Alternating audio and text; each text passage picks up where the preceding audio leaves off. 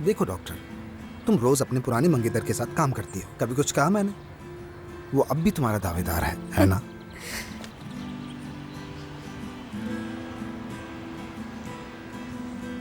तुम्हारी भी तो एक दावेदार है।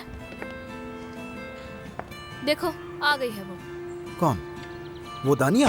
अरे नहीं यार। तुम इनकार कर सकते हो। अब ये मत कहना कि वो लड़की पसंद नहीं करती तुम्हें। यार एस्की, मैंने कभी सोचा नहीं।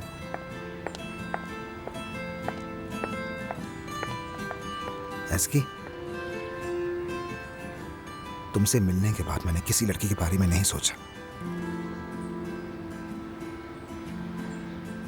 क्या सच में? बिल्कुल सच।